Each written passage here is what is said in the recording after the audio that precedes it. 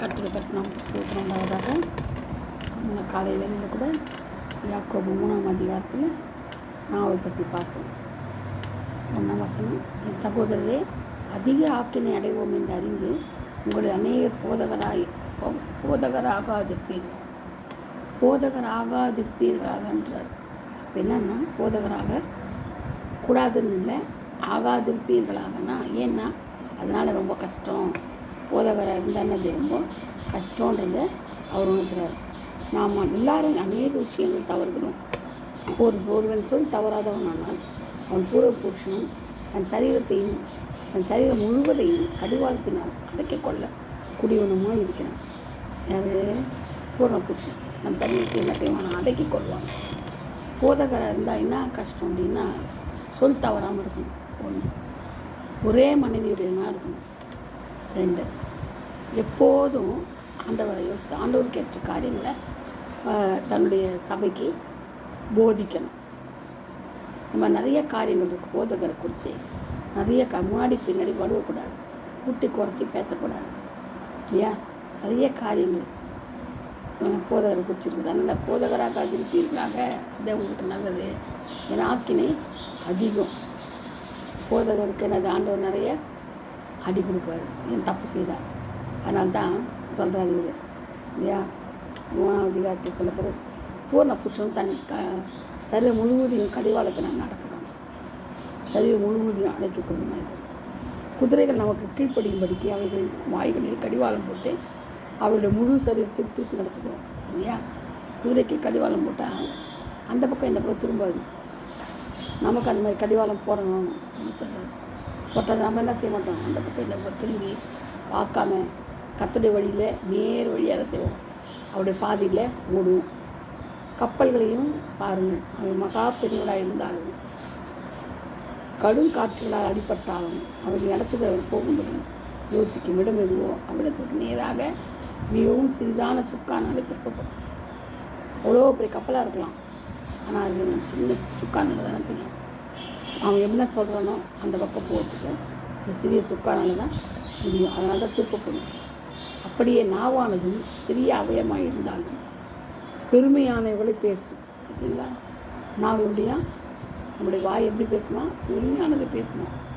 நாவு சிறிய நெருப்பு எவ்வளோ பெரிய காட்டை கொடுத்து விடுகிறது. அதுபோல் நாவும் நெருப்பு தான். நாவினதான் நெருப்பு சமம் சொல்கிறாங்க. ஒரு சில இதில் நாவு விஷம் நிறைந்ததுன்னு சொல்கிறாங்க இல்லையா? நாவு என்ன செய்ய இருப்பான், காட்டையே கொளுத்திடுமா. அது அநீதி நிறைந்த உலகம். நம்முடைய அவயங்களில் நாவானது முழு சரீரத்தையும் கரைப்படுத்தி ஆவில் சக்கரத்தை என்ன செய்வான்? கொளுத்து விடுவதாயும் நரக அக்கினியால் கொளுத்தப்படுவதாயும் இருக்கிறது. பார்த்தீங்களா? எவ்வளோ பயங்கரமானது நம்ம நாவு. நம்ம வாய்க்குள்ள பெட்டி மாதிரி போட்டு நம்ம கூட்டி வச்சுக்கிறது நாவு காட்டுத்தீயை போல பரவணும், கொளுத்துக்குமா. ஆயில் சக்கரத்தையே நம்முடைய வாழ்க்கையே கொளுத்து போடுமா. அது மட்டும் இல்லை, முழு சரீரத்தையும் கரப்படுத்துமா. முழு சரீரத்தையும் கரப்படுத்துமா. நான் வாழ்ந்தே முழு சரீரத்தை கரப்படுத்துமா. நெருப்பு அது முதல் நெருப்பு, அநீதி நிறைந்த உலகம். அடுத்தது முழு சரீரத்தையும் கரைப்படுத்திடும். அடுத்தது ஆயுள் சக்கரத்தை கொளுத்து விடும். அடுத்தது நரக அக்கினியில் தள்ளப்படும். நரக அக்கினியில் கொளுத்தப்படுவதாக இருக்குது. நாவு அவ்வளோ ரொம்ப முக்கியம். நாவு அடக்கிறது ரொம்ப ரொம்ப ரொம்ப முக்கியம். அது நம்ம ரொம்ப உஷாராக நாவு அடக்கி நம்ம ஜீவிக்கணும். அதுபோல் சகல விதமான மிருகங்கள், பறவைகள், ஊரும் பிராணிகள், நீர் வாழும் ஜந்துக்கள் ஆகிய இவைகளின் சுபாவம் மனுஷ சுபாவத்தால் அடக்கப்படுவது உண்டு. நாவை அடக்க ஒரு மனுஷனாலும் கூடாது. நாவை மட்டும் அடக்கிறதுக்கு ஒரு மனுஷனாலும் கூடவே கூடாது. அவ்வளோ பயங்கரமானது. அது அடங்காததும் பொல்லாங்குள்ளதும் சாவுக்கு எதுவான விஷம் நிறைந்ததுமா இருக்கிறது. அப்பாடியோ பார்த்தீங்களா? சாவுக்கு எதுவான விஷம் நிறைந்ததாக தான் நாவானது. அடங்காததும் பொல்லாங்குள்ளதும் சாவுக்கு எதுவான விஷம் நிறைந்தது மாதிரி இருக்கிறது. அதனாலே நாம் பிதாவாகிய தேவனை துதிக்கிறோம். தேவனுடைய சாயலில் உண்டாக்கப்பட்ட மனுஷரை அதனாலே சபிக்கிறோம், துதிக்கிறோம், சபிக்கிறோம். துதித்தலும் சபிக்கிறோம் ஒரே வாயிலிருந்து புறப்படுகிறது. என் சகோதரரே, இப்படி இருக்கலாகாது. ஒரே ஊற்றுக்கண்ணிலிருந்து தித்திப்பும் கசப்புமான தண்ணி சுரக்குமோ? என் சகோதரே, அத்தி மரம் ஒலிவப்பழங்களையும் திராட்சை செடி அத்திப்பழங்களையும் கொடுக்குமோ? அப்படியே ஓர்ப்பான் நீர் உற்று தித்திப்பான் ஜலத்தை கொடுக்க மாட்டாது. உங்களின் ஞானியும் வேகியுமாக இருக்கிறவன் எவனும் அவன் ஞானத்திற்குரிய சாந்தத்தோடு தன் கிரியைகள் நல்ல நடக்கையினாலே காண்பிக்க கடவன். சரிங்களா? இதை பற்றி சொல்லப்பட்டிருக்குது. நாவானது அவ்வளோ பயங்கரமாக தான். ஃபஸ்ட்டு என்ன பார்த்தோம்? நாவானது சிறிய அவயமாக இருந்தாலும் பெரிய நெருப்பு காட்டையே கொளுத்திடுமோ. சிறிய நெருப்பு இருந்தாலும் பெரிய காட்டையை கொளுத்தணும். அநீதி நிறைந்த உலகமும் முழு சரீரத்தை கரைப்படுத்தி ஆயுள் சக்கரத்தை கொளுத்து விடுமா. நரக அக்கினியை கொளுத்தப்படுவதாக இருக்குதான். பார்த்தீங்களா? எவ்வளோ ஒரு பயங்கரமான நாள். அந்த அப்படியாப்பட்ட நாவை நம்ம என்ன செய்யணும்? சுத்திகரிக்கணும். நம்ம என்ன செய்யணும்? சுத்திகரிக்கணும். ஆண்டவருக்காக நம்ம நாவை ரொம்ப பத்திரமாக பாதுகாக்கணும். அதிகமாக வாயை திறக்கக்கூடாது. வாயை திறந்தால் போச்சு. சிலெல்லாம் பழமொழி சொல்லுவாங்க, பொம்பளை சிரிச்சா போச்சு, புகையில் விரிச்சா போச்சு. அது மாதிரி இருக்கக்கூடாது. ஒன்றுமே பண்ண முடியாது நம்மளால். நாவை அடக்கலாம் ஒரு அளவு கூடாதான். அது காட்டு தீயை போல் என்ன செய்யணும்? அப்படி கொளுத்தி போட்டுருவாங்க. பெருமையானவர்களை பேசுவோம். பார்த்துக்கோங்க, நாவானது பெருமையானது பேசுவோம்.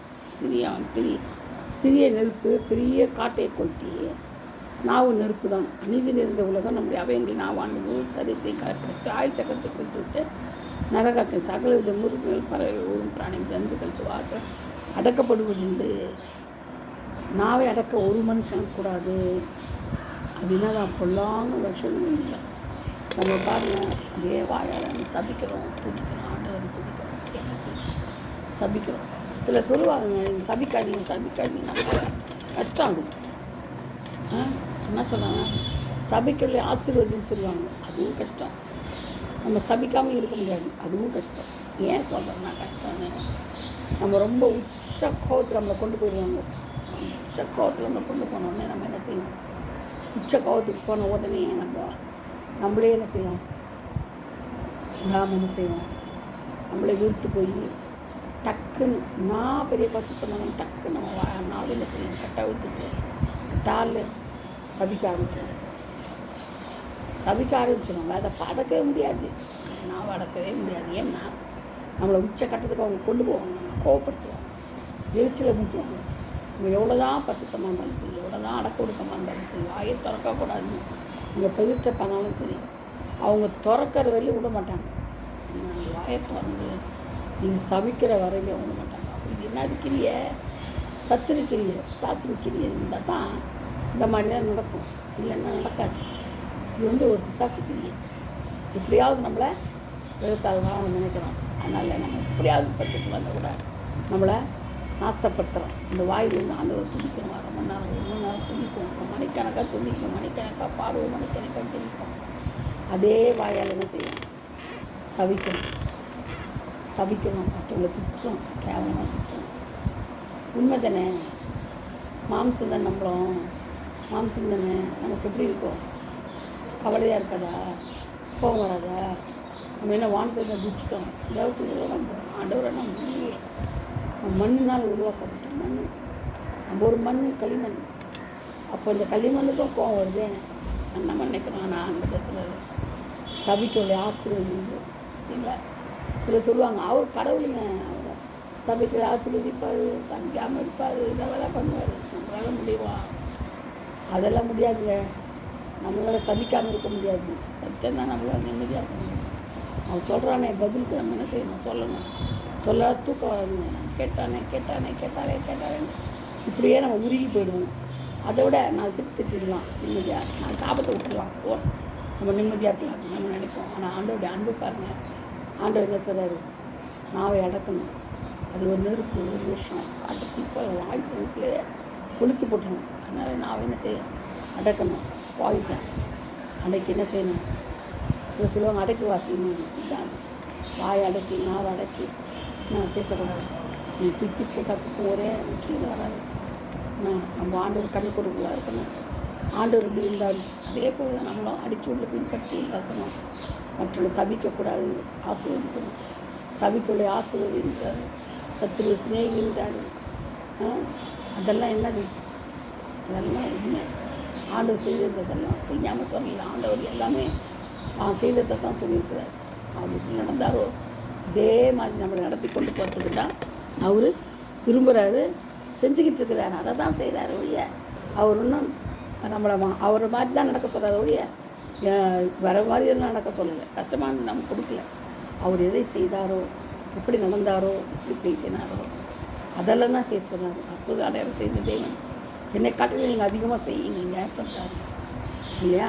அதே மாதிரி தான் பேதுருவும் அதிகமாக செய்யணும். நடக்க வச்சான். நிறைய பேர் பேதுரு அப்போஸ்தலர்லாம் என்ன செய்தாங்க? நடக்க வச்சாங்க. அவர் செய்த அற்புதத்தை போல செய்தாங்க, பல மடங்கு செய்தாங்க. ஏன்னா அவர் தான் அதிகாரம் கொடுத்தாரு. நீங்கள் போய் சர்வ சிருஷ்டிக்கு என்ன செய்யணும்? பிரசங்கம் பண்ண மட்டும் இல்லை, எல்லா அதிகாரம் உங்களுக்கு கொடுக்குறேன். தேர்களை மிதிக்கவும் சர்பங்களை மிதிக்கவும் எல்லாத்துக்கும் அதிகாரம் நான் உங்களுக்கு கொடுக்குறேன். போங்க வந்து அனுப்புகிறாரு. பார்த்தீங்களா எவ்வளோ அனுப்புலான்னு நம்ம அனுப்புவோமா? அனுப்பவே மாட்டோம். நம்மளே வச்சுக்குவோம், நம்மளே அந்த அதிகாரத்தை வச்சுக்குவோம். அதை தவிர யாரும் நினைக்கிறது அந்த அதிகாரத்தை பயன்படுத்தக்கூடாதுன்னு நினைக்கிறோம். அப்படி தேவன் நமக்கு இருக்காரு. நல்ல தேவன் கத்த நல்லவர் யோசித்து பாருங்கள். தேவன் சொல்லி ஒவ்வொரு நாளிலும் அவருக்கு பின்பற்றணும். அதிகாலை அவரை தேடணும். அதிகாலை எழுந்திரிச்ச உடனே அவர் முகத்தில் முடிக்கணும். குட் மார்னிங்னு சொல்லணும். இப்போ என்ன முடிக்கணும்? அவர் போயிட்டாரா? இல்லை, கொண்டு தாங்கிறாரு. ப்ரைஸ்லாப்பா, சோத்திரப்பா சோத்திரப்பா நம்ம என்ன செய்யணும்? ப்ரைஸ் பண்ணணும். அதிகாலை எழுந்திரிக்கணும், ஸ்ரபிக்கணும், ஆவியில் நுழையணும். அதான் மற்ற வேலையெல்லாம் செய்யணும். மற்ற வேலையில் செஞ்சுட்டு கடைசியில் நான் ரொம்ப செய்வாங்க. இல்லை ஆஃபீஸ் போயிடுவாங்க. ஆஃபீஸில் போயிட்டு சோத்திரம் அப்படி கிடையாது. எல்லாவது தேவ ராஜ்யத்தை நீதித்து எங்கள் எல்லாம் கூட கொடுக்கப்படும். என்ன நான் நினைக்கிறேன் மேலாக ஆண்டவர் கொடுப்பாரு. நம்ம சின்னதாக நினைப்போம், குட்டியா இப்போ சின்ன வீடு போடுங்க. ஆனால் அவருக்கு பெரிய மகளாகவே கொடுத்து வச்சுருப்பாரு. சின்ன வீடு கொடுங்க, சின்ன வீடாக கேட்குறது தான் சின்ன வீடுன்னு போடுவாங்க. அந்த மாதிரி தான் ஆண்டவர் கொடுப்பாரு. அவரே விட்டுக்கணும். நம்ம நீங்கள் எல்லாம் சுத்தமாக இருக்குங்கப்பா, தேவ சித்தத்தின்படி நடத்துங்கப்பா, அந்த சித்தத்தின்படி எனக்கு செய்யுங்கப்பா சொன்னால் பெரிய காரியங்கள், அதிசயமான காரியங்கள் நமக்கு செய்வார். அந்த தான் யோகில் சொல்லப்பட்டது. ஆராய்ச்சி முடியாத பெரிய காரியங்கள், எண்ணி முடியாத அதிசயங்கள் செய்கிறது தேவன். கர்த்தர் இந்த வார்த்தையை ஆசீர்வதிப்பாராக, பாதுகாப்பாராக. நம்ம நாவை அடக்க கிருபை தருவாராக. நாவு விஷம் உள்ளது. ரொம்ப அதுக்கு தான் அந்த பல்லு வாய் இதெல்லாம் போட்டு அது போட்டுச்சு. நாவை அடக்கணும், சபிக்கக்கூடாது, சத்துவை சிநேகிக்கணும், சபிக்களை ஆசீர்வதிக்கணும். கர்த்தர் பாதுகாப்பாராக. Amen. Hallelujah. Praise the Lord. God bless you all. Thank you.